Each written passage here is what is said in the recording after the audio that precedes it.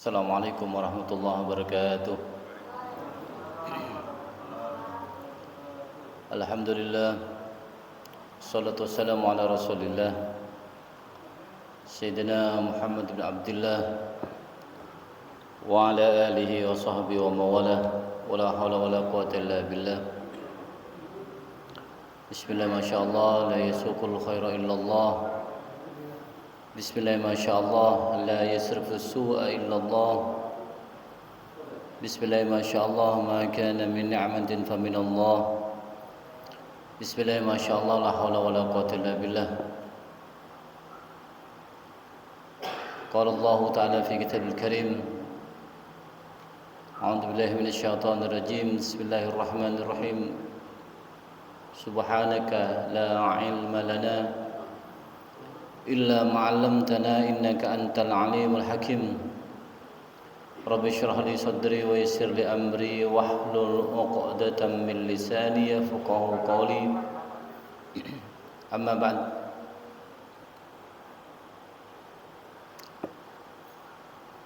Al-mukarramul muhtaram, al-habaib wal masyayikh yang kami hormati, para habaib, para masyayikh, para guru-guru kami, para asatid yang kami hormati, yang kami muliakan, para pengurus Dewan Ta'mir Masjidul Ukhuwah, baik para penasehat, mobil khusus Ketua Ta'mir Masjidul Ukhuwah Bapak Otong, dan juga para pengurus yang lain yang tidak bisa kami sebutkan namanya satu-satu. Tidak terkecuali juga Mas Dede Faisal yang selalu istiqomah untuk menyebarkan syiar-syiar kajian ini. Dan yang kami hormati juga para pengurus dari jajaran RW, terus kemudian RT, dari Perumnas Keraton Harmoni bagi Allah Subhanahu wa taala. Para hadirin, Bapak, Ibu, adik-adik sekalian, dan para pendengar maupun pemirsa yang menyaksikan kajian mingguan yang dilaksanakan di Masjidul Ukhuwah yang insyaallah penuh berkah ini, yang kita berharap kepada Allah semoga kita semua mendapatkan keberkahan dengan kajian-kajian yang selalu ikuti ini. Kita mendapatkan ilmu yang bermanfaat bagi diri sendiri dalam amaliyah sehari-hari maupun persiapan ketika kita sudah pindah kepada alam berikutnya, itu alam barzakh, hingga hari kiamat kelak. Alhamdulillah, di malam hari ini kita bersyukur kehadirat Allah atas segala nikmat yang Allah berikan. Allah yang tidak pernah jemu-jemunya, yang tiada pernah perhitungan dalam memberikan nikmat kepada kita semua. Nikmat yang kita bisa rasakan pada malam hari ini, wabil khusus nikmat iman, Islam, sehat walafiat, dan juga hidayah dari Allah Subhanahu wa taala. Karena nikmat itu yang mengantarkan kita semua. Jadi tiga nikmat saling berkesinambungan, saling melengkapi. Karena kalau di antara tiga nikmat yang sudah saya sampaikan ada yang kurang satu saja, iman ada, Islam ada, sehat ada, namun tidak dapat hidayah dari Allah, maka tentu tidak akan mampu dia untuk hadir di tempat ini. Karena insyaallah kita berharap kita semua menjadi hamba-hamba Allah pilihan yang selalu diberikan keringanan langkah untuk hadir majlis seperti ini, yang termasuk dikatakan sebagai Riyadul Jinan. Jadi termasuk diantara adalah taman-taman surga. Kemudian yang kedua, salawat dan salam kita haturkan ke hariban Nabi besar Muhammad sallallahu alaihi wasallam, Nabi kita, Nabi panutan kita, Nabi suri tauladan kita, Nabi yang selalu memberikan contoh terbaik dalam kehidupan kita. Karena dalam Islam itu semuanya serba diatur oleh agama. Mulai dari kita tidur sehingga tidur lagi, itu semuanya sudah diberikan contoh oleh Nabi. Inilah yang terbaik hidup, inilah cara yang akan mendapatkan keridhaan Allah Subhanahu wa taala. Dan Islam itu adalah agama yang selalu memberikan penjelasan kepada ilmiah. Jadi ilmiah dengan Islam, ilmu itu orang semakin kuat, ternyata betul. Beda dengan beberapa agama lain, ketika diilmiahkan kadang-kadang tidak masuk akal.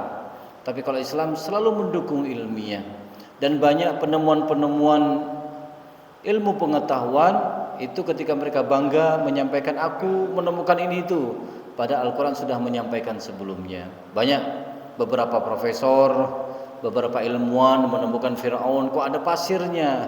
Ternyata Allah sudah menyampaikan di Al-Quran bahwa memang dia tenggelam. Ada juga bangga mengatakan bahwa dia menemukan bahwa di dalam laut ada sungai. Maka Al-Quran mengatakan itu sudah 1400 tahun yang lalu Al-Quran sudah menyampaikan tentang itu dan ada semua. Maka para ilmuwan, orang pintar dibuat takjub. Kok bisa Nabi Muhammad yang hidup di gurun pasir tapi bisa memahami dunia air, bisa memahami bahwa di dalam laut ada sungai, bahwa ada pertemuan dua air tapi tidak bisa menyatu antara air sungai dengan air laut. Jadi Nabi menjelaskan semua. Kok bisa? Nah, ini yang menjadikan ilmuwan semakin takjub dan meyakini bahwa Al-Quran memang betul-betul bukan dari Nabi Muhammad, tetapi dari Allah Subhanahu wa ta'ala. Kenapa? Paham semua. Kalau Nabi Muhammad bercerita ya agak sulit. Kenapa? Karena tidak melihat laut secara langsung karena hidupannya di gurun. Tapi ketika Nabi mampu bercerita tentang laut, maka ini menunjukkan bahwa Allah yang menyampaikan dan bercerita kepada Nabi. Nabi menyampaikan kembali kepada para manusia. Alhamdulillah. Para hadirin bagi Allah Subhanahu wa ta'ala, sebelumnya saya minta maaf karena kebetulan malam hari ini semestinya satu wahid, karena beliau lagi berkabung, orang tuanya meninggal dunia. Jadi kita memohon kepada Allah, kita kirim Fatihah dengan harapan ayahanda beliau diberikan kelapangan di alam kubur, dapat nikmat-nikmat kubur, dan Allah ampuni seluruh dosa-dosanya. Terus kemudian Allah lipat gandakan segala amal ibadahnya dan masuk surga Allah tanpa hisab bersama baginda Nabi Muhammad SAW, dan kita semua juga bersama Nabi dalam masuk ke surga Allah tanpa hisab. Ala hadiniyah wa nadin soleh wa Nabi Muhammad SAW. Bisiril Fatihah.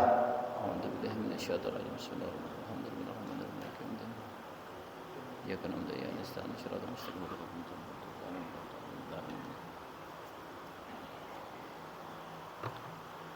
Baik para hadirin Bapak Ibu pendengar yang bagi Allah Subhanahu wa taala. Jadi untuk malam ini alhamdulillah kita bersyukur kepada Allah diberikan nafas sehingga diberikan umur panjang, dan di malam hari ini kita memasuki malam kedua daripada bulan Dzulhijjah. Bulan Dzulhijjah ini adalah bulan yang sangat mulia, yang sangat agung, dan bulan Dzulhijjah ini adalah penutup bulan. Jadi ketika Masehi ada bulan Januari, Februari, Maret sehingga Desember, dan kita alhamdulillah umat Islam pun mempunyai bilangan, juga mempunyai jumlah bulan dalam satu tahun 12 bulan, dan Allah sendiri mengatakan dalam Al-Quran, Bismillahirrahmanirrahim, Inna iddatash syuhuri indallahi isna asyara syahran fi kitabillah yauma khalaqas samawati wal ardh minha arba'atun hurum. Jadi dalam bilangannya jumlah bulan yang sudah ditentukan oleh Allah Subhanahu wa taala itu ada 12. Namun perbedaannya, kalau Masehi dia mengikuti peredaran matahari, tapi kalau kita bulan Hijriah dia mengikuti peredaran dari bulan.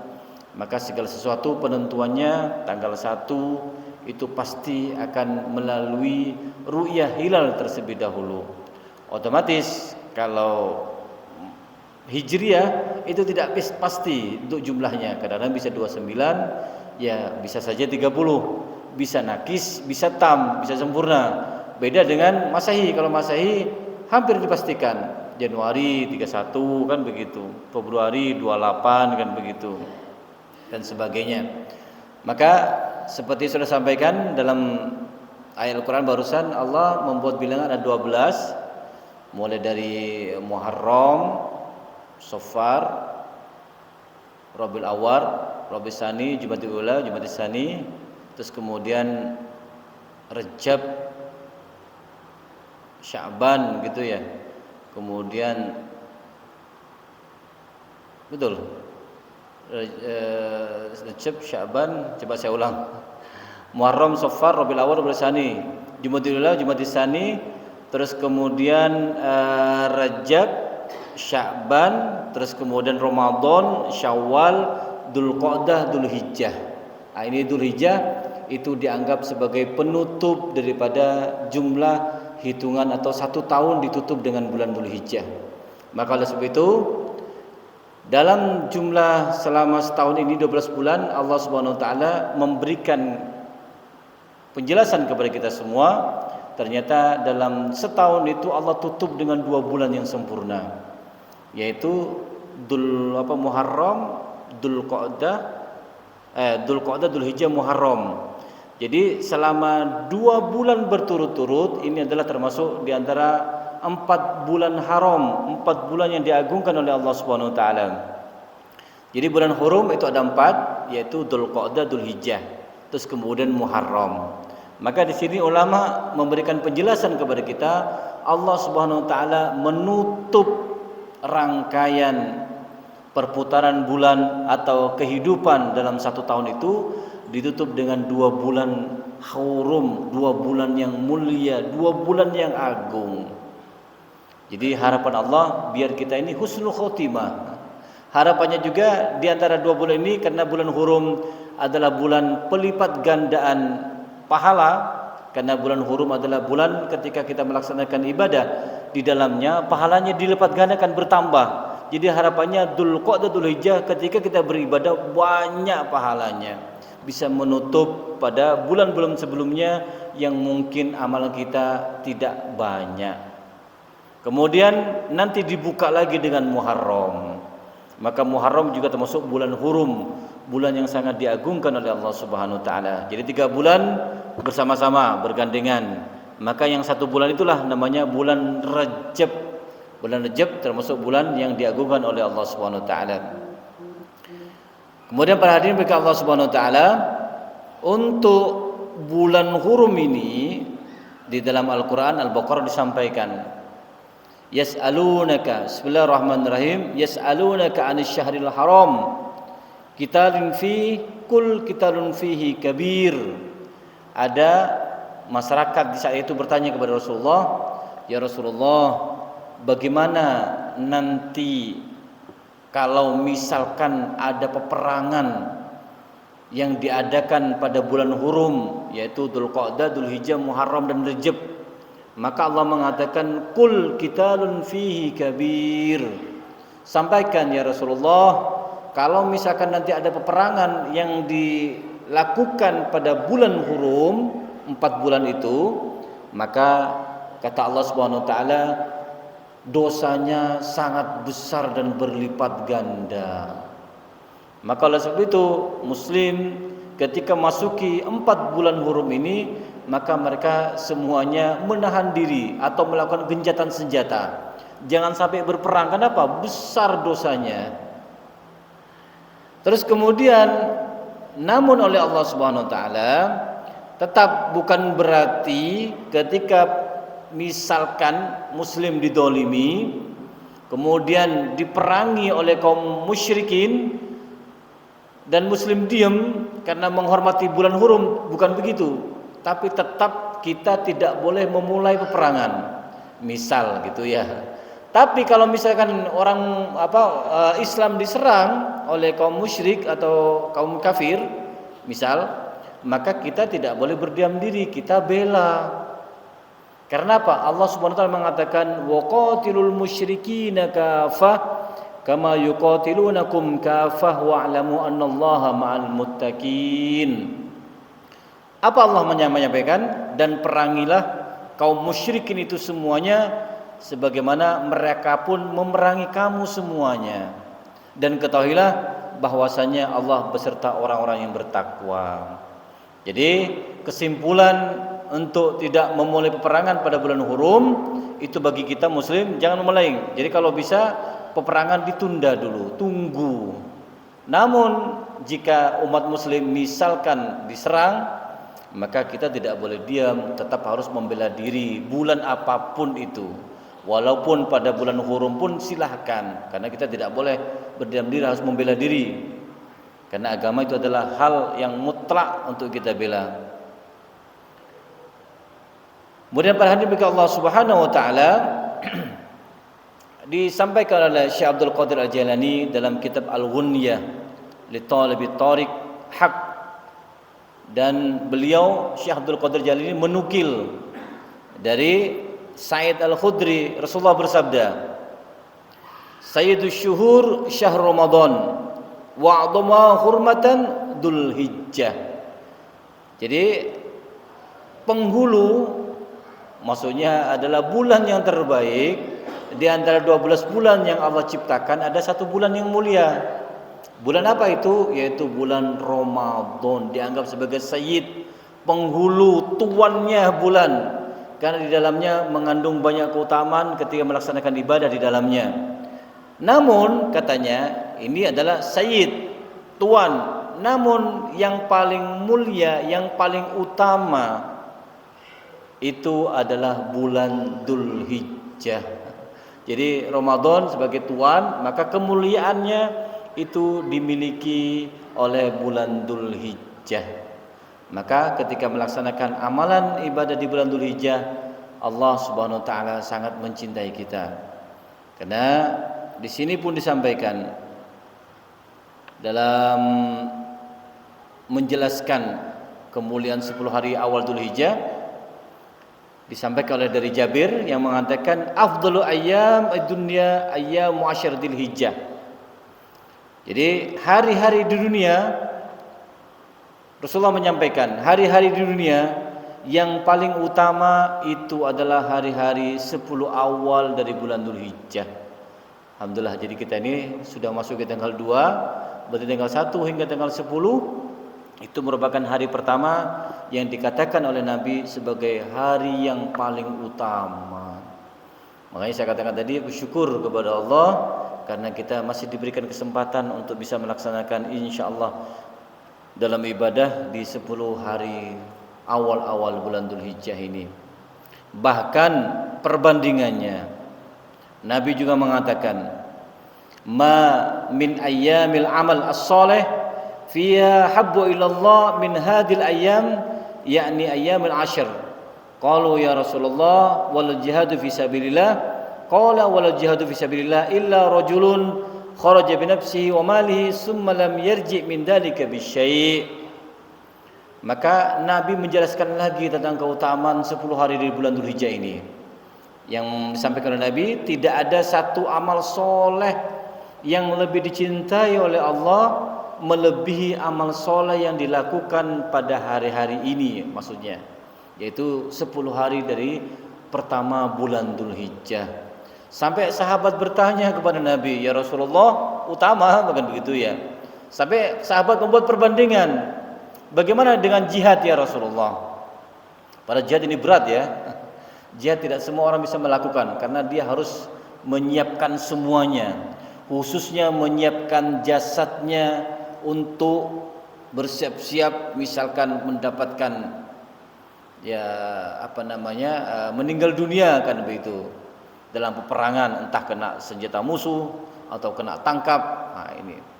Maka para sahabat berperbandingan bagaimana dengan jihad? Padahal jihad selalu dikatakan oleh Nabi berperang di jalan Allah sangat mulia dan sangat agung. Tapi ketika dibandingkan oleh Nabi lebih mulia mana kata sahabat? Maka Nabi mengatakan tidak pula jihad fisabilillah. Jadi 10 hari pertama kita beribadah tanggal 1 sampai 10 Dzulhijjah, kalau dibandingkan dengan pahala di awal Dzulhijjah ini itu tidak seberapa, masih besaran melaksanakan amal kebaikan di 10 hari pertama bulan Dzulhijjah. Kecuali kata Nabi ada pahalanya yang lebih besar daripada 10 hari Dzulhijjah. Apa itu? Yaitu ketika dia berperang, dia membawa senjatanya, dia membawa kendaraannya, terus kemudian dia membawa harta bendanya, terus kemudian ketika dia berperang, kemudian dia meninggal dunia, syahid.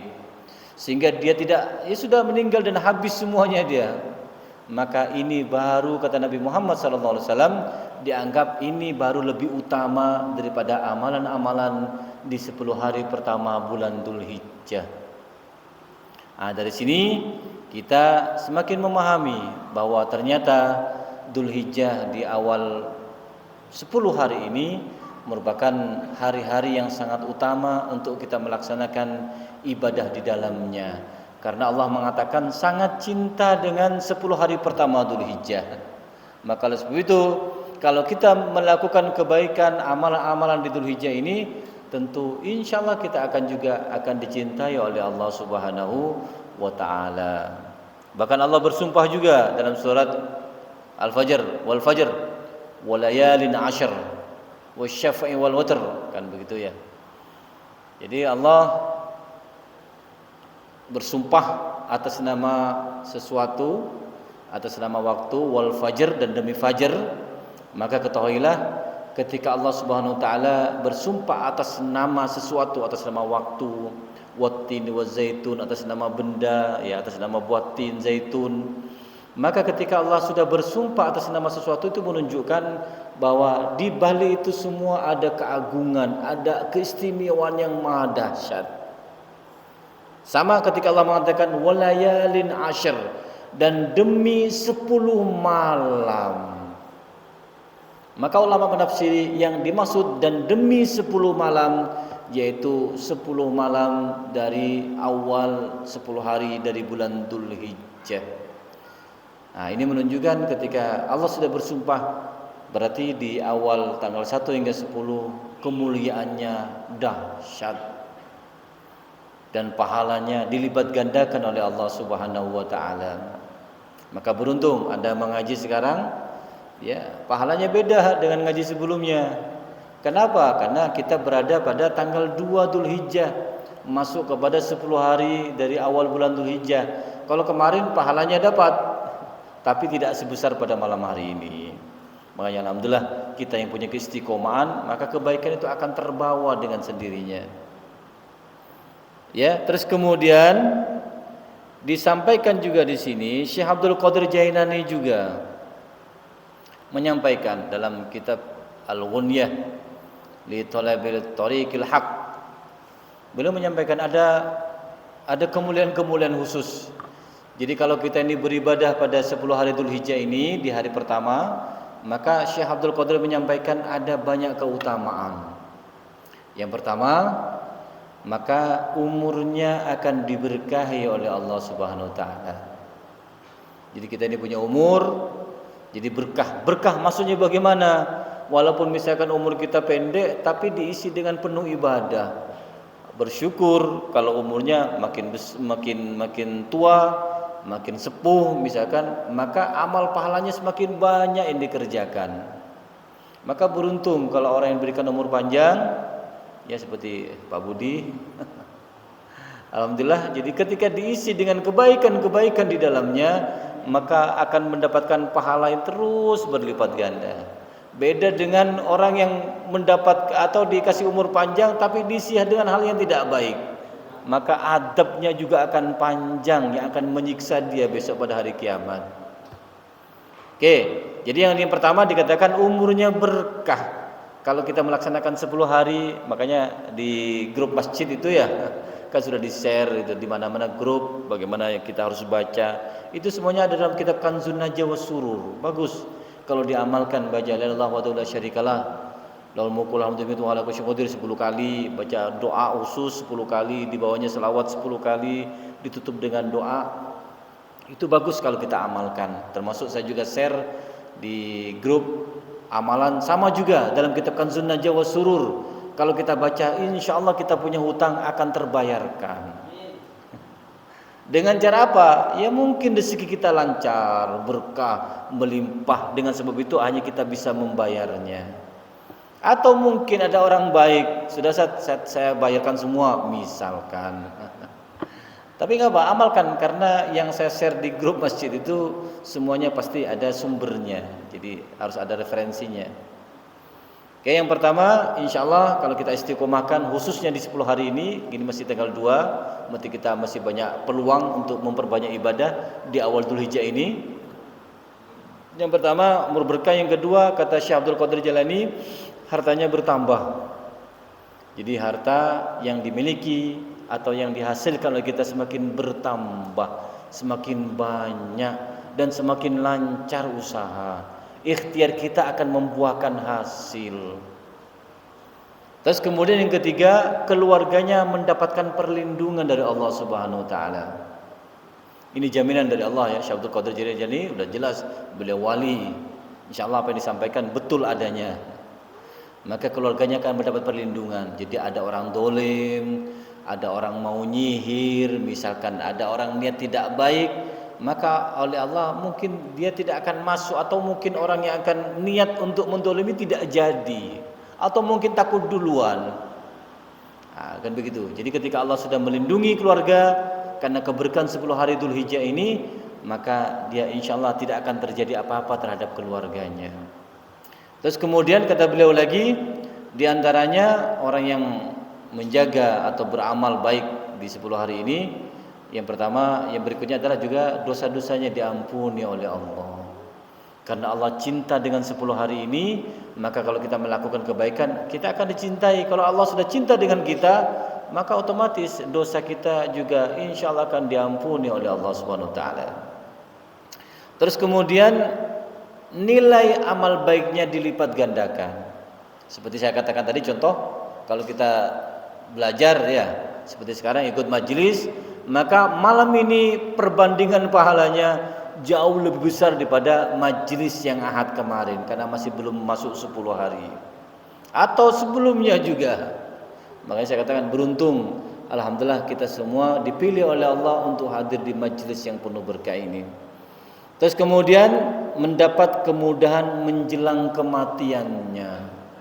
Ketika kita akan meninggal dunia, maka ruh yang keluar dari jasad kita itu akan mudah, jadi set gitu, jadi tidak tersiksa. Bukan ditarik, masukkan lagi, tarik, masukkan lagi. Ya, karena saya dengar dari siapa kemarin cerita, ada sini ya, bukan dia nonis begitu, nonis Islam dia. Katanya kalau udah mau meninggal dunia, ditutup pintunya. Jadi sehingga dia membenturkan kepalanya di pintu, jedor, karena lagi belanja teman saya. Dan saya, kenapa itu katanya, kata teman waktu nanya, biasa bapak saya mau mati katanya. Allah gitu ya. Tapi kalau kita alhamdulillah, kita ketika meninggal dunia akan meninggal, maka beberapa keluarga akan datang, mendoakan, membacakan Yasin. Imam Syafi'i pun begitu, ketika mau meninggal dunia dibacakan Yasin. Dan sahabat yang lain diam gitu loh. Berarti menunjukkan memang tradisi yang bagus. Karena Yasin juga ketika dibaca akan mempermudah keluarnya ruh dari jasad kita. Jadi tidak tersiksa dengan sakitnya sakaratul maut. Sama dengan ibadah yang kita lakukan pada 10 hari ini, insyaallah kalau kita istiqomah terus ya, istiqomah ke masjid, baca wirid, dzikir, kebaikannya ditambah. Misalkan Anda sholat qobliyah ba'diyah, coba ditambah duhanya, ditambah tahajudnya, ditambah juga misalkan ngajinya di 10 hari aja ini, 10 hari pertama saja, karena mumpung kesempatan yang besar. Terus kemudian mendapatkan cahaya terang di alam kuburnya, kata Syekh Abdul Qadir Jalani. Jadi kalau kita meninggal dunia, jadi dunia sekilas kayak gelap.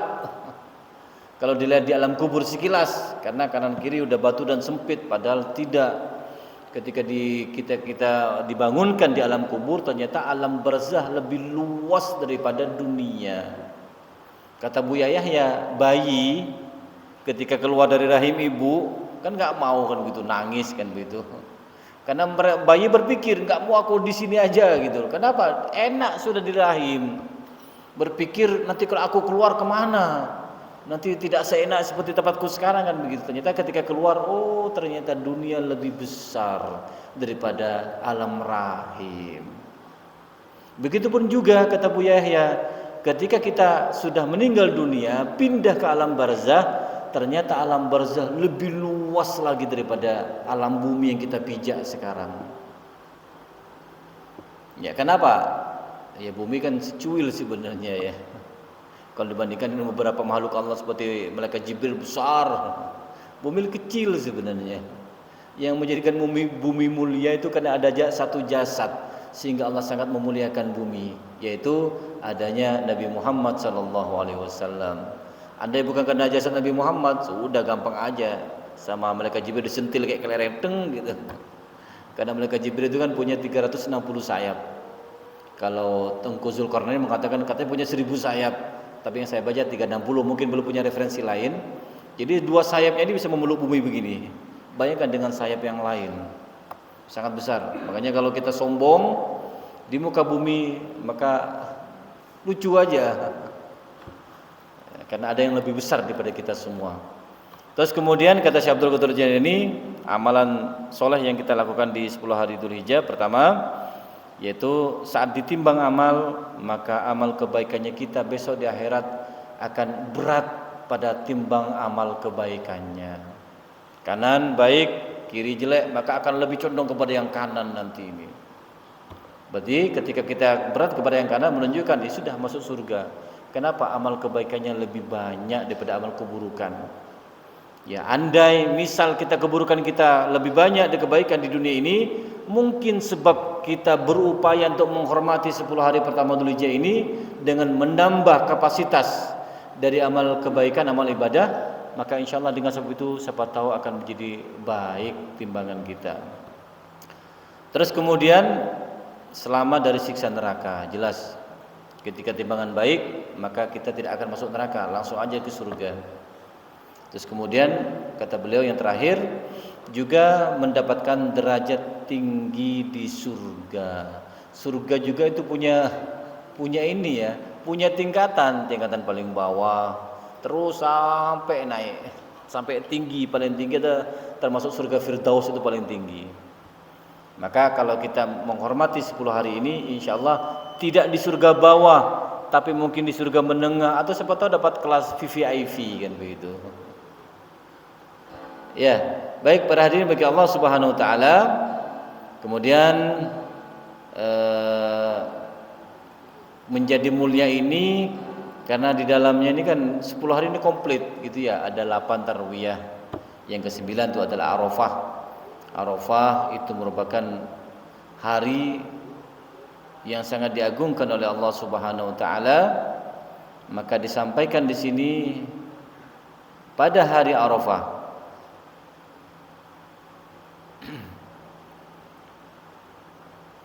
Kalau kita melaksanakan puasa pada hari Arafah besok ya, hari Arafah insyaallah kalau kita berpuasa, maka kita akan dapat 2 tahun ampunan dari Allah, 1 tahun sebelumnya dan 1 tahun yang akan datang. Itu kelebihannya Arafah. Beda dengan tarwiyah. Kalau kita puasa tarwiyah tanggal 8 Dzulhijjah, pahalanya hanya 1 tahun yang sebelumnya atau yang setelah berlalu. Tapi kalau kita puasa Arafah dapat ampunan 2 tahun, 1 sebelumnya dan setahun yang akan datang pun sudah mendapatkan ampunan dari Allah Subhanahu wa taala. Maka kita gunakan sebaik mungkin kesempatan yang mulia ini, kesempatan yang berharga ini di 10 hari pertama bulan Dzulhijjah ini untuk semakin memperbanyak amal ibadah kepada Allah, menambah amalan-amalan, menambah bacaan Al-Qur'annya, menambah zikirnya, menambah selawatnya, dan memperbanyak membaca seperti yang sudah saya share di grup ya. Jadi yang belum punya mungkin bisa minta ke yang sudah ada di grup. Insyaallah kalau kita rutinkan, hutang-hutang kita juga insyaallah akan ditunaikan oleh Allah, diberikan kelancaran sehingga bisa menutupi semua hutang dan tagihan insyaallah. Baik, demikian bisa kami sampaikan pada hari ini bagi Allah Subhanahu wa taala. Demikian tentang keutamaan dari 10 hari bulan Dzulhijjah.